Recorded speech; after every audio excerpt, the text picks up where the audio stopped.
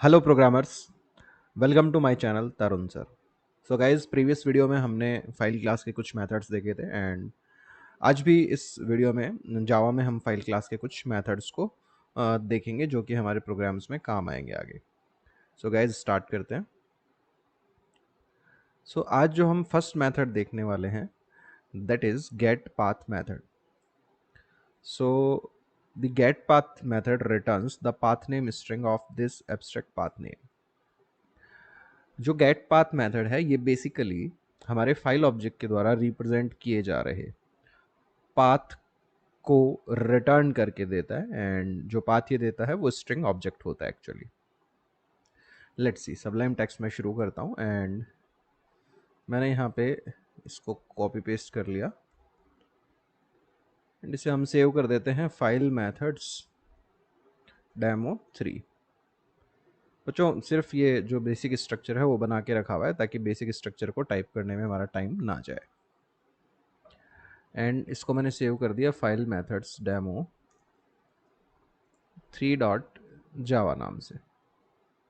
ठीक है guys, now यहाँ पे फाइल क्लास के एक हमने ऑब्जेक्ट बनाया एफ एंड यहाँ पे हमने लिखा न्यू फाइल और एक पाथ पूरा मैंने प्रोवाइड कर दिया लाइक c:\htdocs/htdocs/index.php। एंड नाउ मैंने एक स्ट्रिंग p वेरिएबल बनाया और मैंने लिखा f डॉट गेट पाथ। ठीक है, सो फाइन, ये टाइप नहीं हुआ था। तो p में क्या आ जाएगा हमारे पास, जो फाइल हमारा ऑब्जेक्ट है ये जिस पाथ को डिनोट कर रहा है उसकी स्ट्रिंग रिप्रेजेंटेशन आ जाएगी। नाउ हम क्या करते हैं, इसको प्रिंट करा के देख लेते हैं एक बार। सो मैंने p को प्रिंट कराया।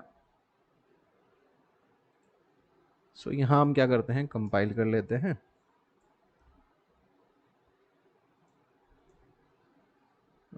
डेमो 3 डॉट जावा, ये कंपाइल हो गया। नाउ हमने इसको एग्जीक्यूट कर दिया। ठीक है गाइज, अब देखो ये फुल पाथ को रिप्रेजेंट कर रहा है हमारा ऑब्जेक्ट ना, जब हमने फाइल का इंस्टेंस क्रिएट किया।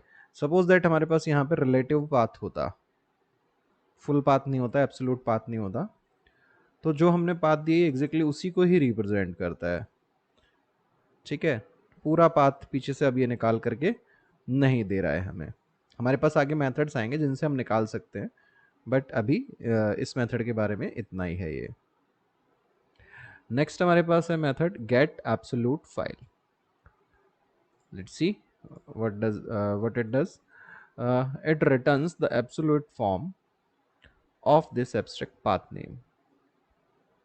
So ये हमें एक फाइल ऑब्जेक्ट रिटर्न करके देगा जिसमें एब्सोल्यूट जो फाइल है वो हमारे पास आएगी।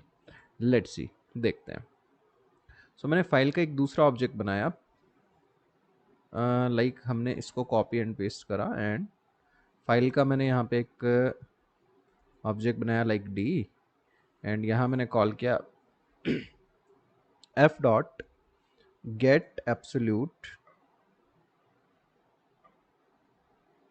फाइल। ठीक है, तो ये डी में हमारे पास क्या आ जाएगा, एक फाइल का इंस्टेंस आएगा जो कि इस f के द्वारा प्रदर्शित किए जा रहे पाथ के एब्सोल्यूट पाथ को फाइल ऑब्जेक्ट के फॉर्म में रिप्रेजेंट करेगा। लेट्स सी गाइस,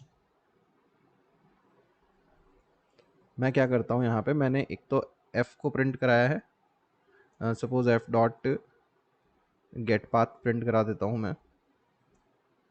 एंड एक मैंने सेम काम किया d के लिए, d डॉट गेट पाथ मैंने किया यहाँ पे। लेट्स सी, दोनों में अभी डिफरेंस देखते हैं। मैं स्क्रीन क्लियर कर लेता हूँ। ठीक है, तो ये जो है ये तो सिंपली हमें index.php रिटर्न करके दे रहा है, जबकि यहाँ पे ये हमारे को रिटर्न करके दे रहा है इसका एब्सोल्यूट पाथ पूरा का पूरा कंप्लीट, जो कि फाइल ऑब्जेक्ट की फॉर्म में हमारे पास स्टोर था।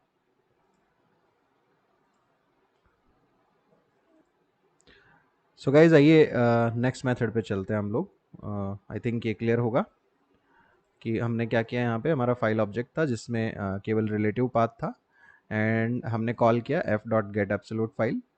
तो इसने हमें एक फाइल ऑब्जेक्ट रिटर्न करके दिया जिसके अंदर इस इंडेक्स डॉट पी का पूरा एब्सोल्यूट पाथ है, मतलब लाइक ये कौन सी ड्राइव से किस फोल्डर में, वो पूरा का पूरा पाथ।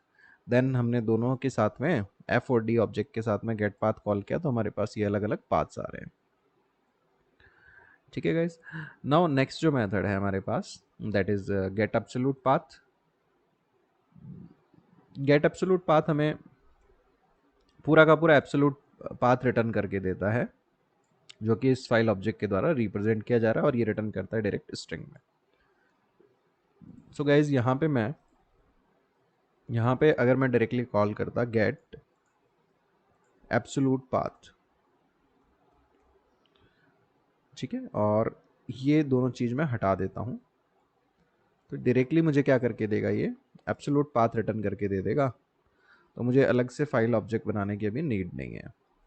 अब आप कहेंगे फिर ये तो ज़्यादा अच्छा हो गया ना भाई, स्ट्रिंग में हमें गेट पाथ करके इसको लेना भी नहीं पड़ रहा है। एक्चुअली क्या है, जब हम प्रोग्राम करते हैं तो कई बार हमें क्या होता है, जैसे कोई डायरेक्टरीज वगैरह आ रही है, उनके अंदर भी सब डायरेक्टरीज हैं, उनके कंटेंट्स निकालने हैं, तब हमें फाइल ऑब्जेक्ट की फॉर्म में ही चाहिए होता है, फिर स्ट्रिंग से काम नहीं चलता है। सो नेक्स्ट मेथड देखते हैं, that is get free space. So basically it returns the number of unallocated bytes in the partition named by this abstract path name. So get free space क्या करता है बेसिकली, अगर हमारा file object किसी partition को represent कर रहा है, तो उसमें जो अवेलेबल स्पेस है, जो फ्री है, अभी यूज़ नहीं किया गया है, वो हमें रिटर्न करके देता है, और बाइट्स में रिटर्न करता है ये। नेक्स्ट मेथड भी देख लेते हैं, गेट टोटल स्पेस। ये total it returns the size of the partition name by this abstract path name.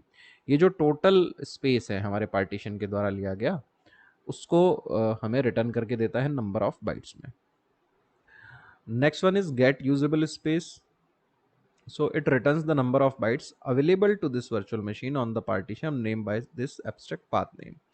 So get usable space हमें वो स्पेस बताता है जो कि हमारी JVM के द्वारा यूज़ किया जा सकता है, हमारे फाइल ऑब्जेक्ट द्वारा रिप्रेजेंट किए जा रहे पार्टीशन के द्वारा, पार्टीशन पर। Let's see guys, so suppose यहाँ पे ये जो मैंने फाइल बनाई थी एफ, इसके अंदर मैंने पाथ दे दिया C:/, तो अब ये किसको रिप्रेजेंट कर रहा है, सी ड्राइव को। सो सबसे पहले मैंने कॉल किया, टोटल स्पेस प्रिंट करा लेते हैं हम, देन हम प्रिंट करा लेंगे F dot get total space. Now इसके बाद में फ्री स्पेस प्रिंट करा लेते हैं, तो हमने कॉल किया get free space, and finally हम प्रिंट करा देते हैं कि इसमें से हमारी JVM कितना यूज़ कर सकता है। सो हमने लिख दिया यहाँ पे usable space and get usable space. Fine guys, let's see, इसको हमने किया कंपाइल एंड हमने किया रन। सो टोटल स्पेस इतने बाइट्स है, फ्री स्पेस जो है हमारा सी ड्राइव पे ये है, और JVM इसमें से इतने बाइट्स को यूज़ कर सकता है। ठीक है गाइज, नाउ इसके बाद जो है नेक्स्ट मेथड्स हम देखते हैं, that is last modified. So guys, basically this method returns the time that the file denoted by this abstract path name was last modified. ये हमारे को लास्ट मॉडिफाइड टाइम जो है वो रिटर्न करके देता है, एक लॉन्ग वैल्यू देता है बेसिकली। अब ध्यान रखिएगा, ये जो लॉन्ग वैल्यू है ये है क्या, the value representing the time the file was last modified measured in millisecond since the epoch time. Epoch time होता है 1 जनवरी 1970 0000, ठीक है। तो ये जो हमें देगा, ये मिली सेकेंड्स देगा, जो ये बता रहा है कि जिस टाइम पे हमने मॉडिफाई किया फाइल को, वो time number of milliseconds में 1 जनवरी 1970 12 बजे से कितना आगे है, 12 AM से कितना आगे है।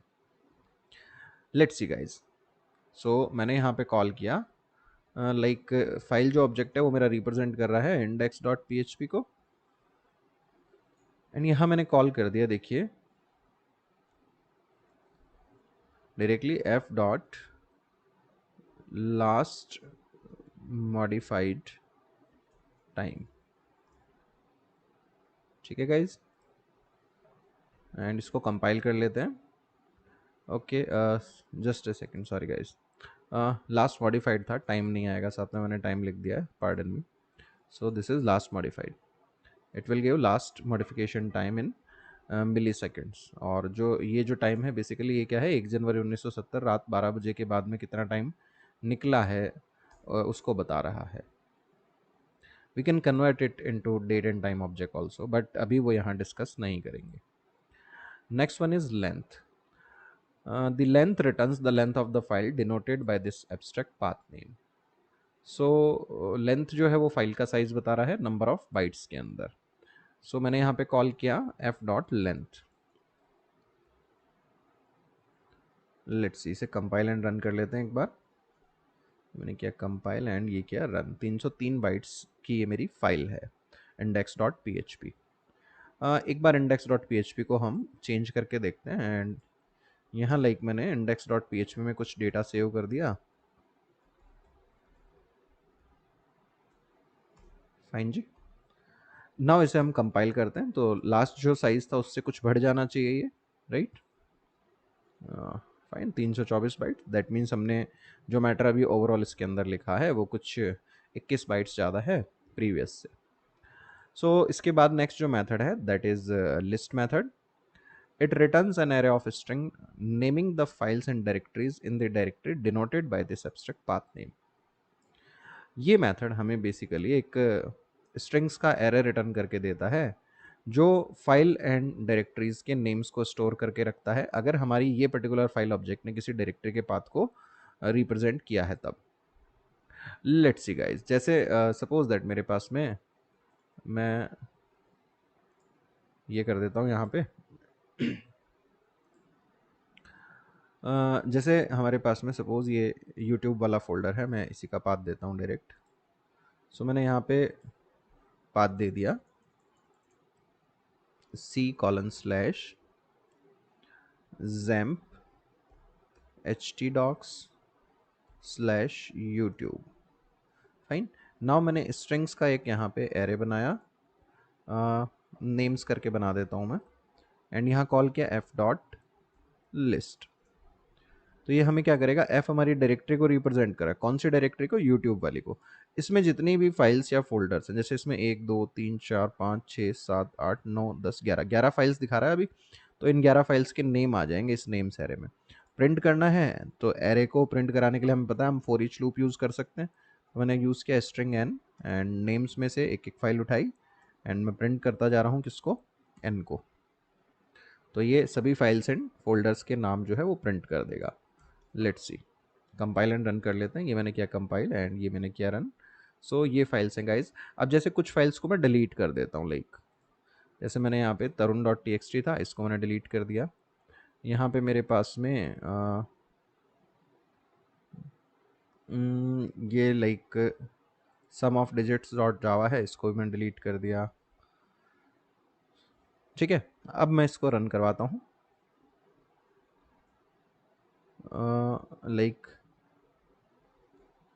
ये मैंने किया कंपाइल एंड ये किया मैंने रन। ठीक है गाइस, तो सम ऑफ डिजिट्स डॉट जावा करके जो फाइल आ रही थी वो हट गई। अब देखिए जो हमारा एडिटर है उसमें हमें ये क्लास फाइल्स वगैरह नहीं दिखाता है ना, तो इससे घबराने की जरूरत नहीं कि ये कहाँ से आ रही है। तो जो जावा फाइल्स हैं उनकी क्लास फाइल बनती है कंपाइलेशन पे, वो फाइल्स जो है वो ये बाय डिफ़ॉल्ट यहाँ पे शो नहीं करता है, लेकिन उधर हमें शो कर दे रहा है। इस तरह से अगर कोई फाइल हिडन भी है तो उसको भी ये शो कर देगा। नाउ सपोज दैट मैंने एक फोल्डर और बना दिया यहाँ पे, न्यू फोल्डर। ठीक है, और अब मैंने रन कराया, तो अब ये जो मैंने न्यू फोल्डर बनाया है इसका नाम भी आ जाएगा हमारे पास।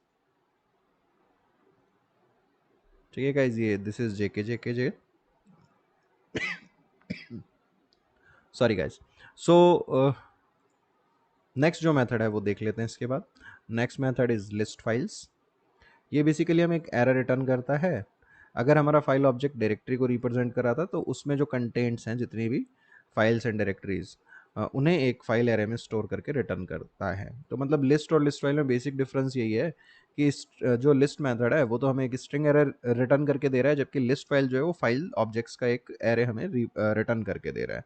सो लाइक सपोज मैंने यहाँ पे लिस्ट फाइल्स कर दिया, लेट्स सी अभी मैं कंपाइल करूंगा तो ये मुझे एरर देगा ना, बिल्कुल देना चाहिए क्योंकि मैं स्ट्रिंग के अंदर डालने की कोशिश कर रहा हूँ जबकि मेरे पास में फाइल एरे आ रहा है। इस एरर को पढ़ के आप समझ सकते हो, file can not be converted to string array. Fine, so यहाँ मैं क्या करता हूँ, अब एक फाइल का एरे बना देता हूँ।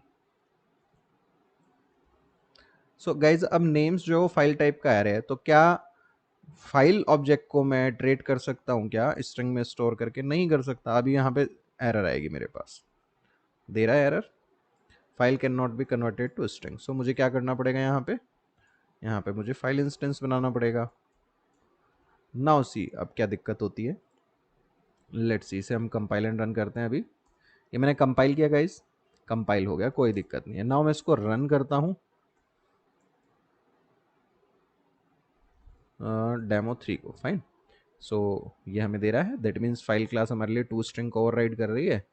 तो ये सारी की सारी हमें दे रहा है, लेकिन ये एक चीज़ नोटिस करने वाली है, पूरा एब्सोल्यूट पाथ हमें दे रहा है, ठीक है ना। जब हम डायरेक्टली एन को प्रिंट करा रहे हैं तो ये एब्सोल्यूट पाथ दे रहा है। अगर केवल इनका नेम प्रिंट कराना है so we can use get name method. I think ये सिर्फ नेम प्रिंट कराएगा अभी जब हम कंपाइल एंड रन करेंगे तो। So this is name only, okay fine. Next जो हमारे पास मेथड है, those are set readable, a convenience method to set the owners read permission for this abstract path name.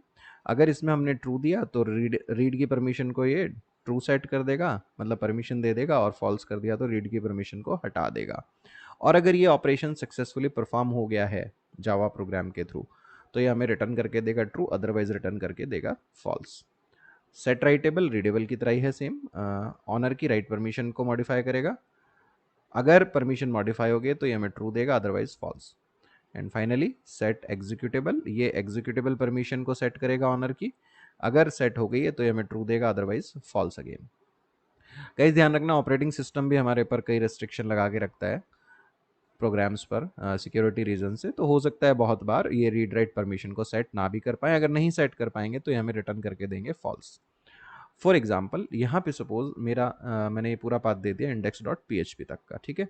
तो अब मैंने यहाँ पे क्या किया, मैंने यहाँ पे कॉल किया system.out.println। सबसे पहले मैंने चेक किया कि इस पे मुझे रीड की या राइट की परमिशन है क्या। तो लाइक मैंने चेक किया कैन राइट, तो ये मुझे ट्रू या फॉल्स कुछ देगा, अगर परमिशन है तो ट्रू देगा, अदरवाइज ये मुझे फॉल्स देगा। नाउ मैंने कॉल किया सेट राइटेबल, सपोज मैंने कर दिया यहाँ पे फॉल्स, यानी राइट की परमिशन मैं हटा रहा हूँ। एंड फाइनली वापस से मैंने चेक किया कि ये परमिशन हटी है या नहीं हटी है। वैसे तो हमें वैसे भी पता लग जाएगा, सेट राइट ट्रू देगा तो मतलब परमिशन हट गई, अदरवाइज नहीं हटी है, बट स्टिल एक बार हम वेरीफाई कर लेते हैं। तो अगर परमिशन थी इनिशियली फाइल पे तो ये देगा ट्रू, और अगर अब फॉल्स सेट हो गया तो भी हमें देगा ट्रू, एंड उसके बाद हम जब चेक करेंगे तो हमें देगा ट्रू। अगर सपोज पहले परमिशन नहीं थी तो हमें देगा फॉल्स, उसके बाद में अगर परमिशन हमने हटाने की कोशिश करी है और वो नहीं हट पाई है तो ट्रू देगा, ठीक है। मतलब write permission, sorry set right नहीं, सेट राइटेबल आएगा, ये मैंने मेथड का नाम गलत लिख दिया था। हाँ, तो अगर ये जो हमने ऑपरेशन दिया था लाइक फॉल्स, राइटेबल की परमिशन हटाने को बोला था, अगर वो हटा पाया है तो हमें दे देगा ट्रू, अदरवाइज फॉल्स। और वापस से अगर परमिशन है तो ट्रू, अदरवाइज हमें देगा false. Let's see compile and run कर लेते हैं। सो ये हमने रन किया तो हमें दे रहा है ट्रू, ट्रू एंड फॉल्स, यानी कि पहले हमारे पास परमिशन थी, फिर हमने राइटेबल की परमिशन को हटाया तो इसने हमें रिटर्न करके दिया, और उसके बाद में राइट की परमिशन नहीं है तो हमें दे रहा है फॉल्स। इसी तरह से बाकी जो परमिशंस हैं लाइक एग्जीक्यूट एंड रीड, ये भी आप चेक कर सकते हो। फिर हमारे पास मेथड है गेट पेरेंट, ठीक है। तो इसको देख लेते हैं। It returns the path name string of this abstract path names parent और null if this path name does not name a parent directory. So guys ये जो मेथड है पेरेंट पाथ नेम स्ट्रिंग हमें रिटर्न करके देता है अगर parent exist कर रहा है तो फाइल का, अदरवाइज ये हमें रिटर्न करके देता है नल। फॉर एग्जाम्पल यहाँ पे index.php का पेरेंट है सी जैम पेस्ट्री डॉक्स यूट्यूब, तो हमने कॉल किया गेट पेरेंट। ठीक है गाइज, एंड ये हटा देता हूं मैं। Let's see. सो मैंने यहाँ पे इसे किया कंपाइल एंड रन। तो हमें क्या दे रहा है ये सी जैम्प एचटीडॉक्स यूट्यूब, क्योंकि इंडेक्स डॉट पी का पेरेंट ये है जो हमने दे रखा है यहाँ पे। नाउ सपोज मैंने यहाँ पे ये पहले वाला पाथ हटा दिया, तो क्या अब इसका कोई पेरेंट है यहाँ पे? मतलब एक्चुअल पेरेंट तो है, लेकिन यहाँ जो पाथ को रिप्रेजेंट कर रहा है हमारा फाइल ऑब्जेक्ट, उसका पेरेंट है क्या? उसका पेरेंट नहीं है। तो हमें क्या दे रहा है ये देखिए, नल। ये ध्यान देना है। नेक्स्ट जो मेथड है हमारे पास, that is get parent file. So guys, it returns the abstract path name of this abstract path name's parent or null if this path name does not name a parent directory. So guys, जो इससे पहले वाला method था get parent, वो string दे रहा है जबकि हमें फाइल देता है। So let's see, get parent file कर दिया मैंने यहाँ पे। Let's see guys, so हमें दे रहा है ये null अभी, and suppose that c:/ यहाँ मैंने दे दिया like XAMPP / htdocs / youtube / index.php। So now see, ये हमें पूरा का पूरा पेरेंट का पाथ दे रहा है। अब देखिए एक्चुअली हमें फाइल ऑब्जेक्ट दे रहा है। अब आप कहेंगे सर फाइल ऑब्जेक्ट दे रहा है तो ये प्रिंट कैसे हो रहा है? क्योंकि फाइल क्लास toString नाम के मेथड को इम्प्लीमेंट करती है जो फाइल का अपने को एब्सोल्यूट पाथ दे देता है। अब इसको प्रूफ करना है तो लाइक मैंने इस फाइल एक्स बनाया और गेट पेरेंट फाइल एक्स में स्टोर किया, एक्स को प्रिंट कराया। सो अगर ये कंपाइल हो जाता है दैट मीन्स ये हमें फाइल ऑब्जेक्ट रिटर्न करके दे रहा है, अदरवाइज हमें कुछ और दे रहा है। तो ये सक्सेसफुली काम किया हमारा। अब सपोज दैट मैंने यहाँ पे कर दिया स्ट्रिंग एक्स, तो चूंकि ये हमारा फाइल दे रहा था, अब ये इस स्ट्रिंग एक्स में स्टोर हो पाएगा क्या? नहीं हो पाएगा, तो हमें कंपाइलेशन एरर देगा। Let's compile this. ठीक है, एंड जो गेट फाइल था डायरेक्टली हमारे पास, वो हमें स्ट्रिंग दे रहा था, तो अब ये प्रोग्राम हमारा कंपाइल हो जाएगा।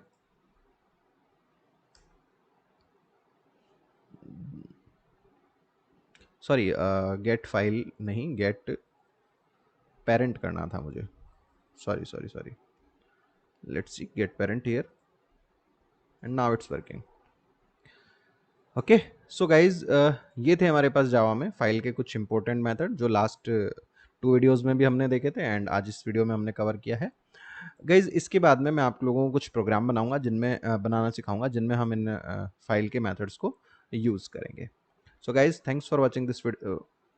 होप सो कि आप लोगों को समझ आया होगा ये मेथड्स के बारे में। कोई भी डाउट रह जाता है तो इस वीडियो पर कमेंट करें, मैं आपके डाउट को डेफिनेटली दूर करने की कोशिश करूंगा। Thanks for watching this video guys. Thanks a lot. Have a nice day. Have fun and enjoy.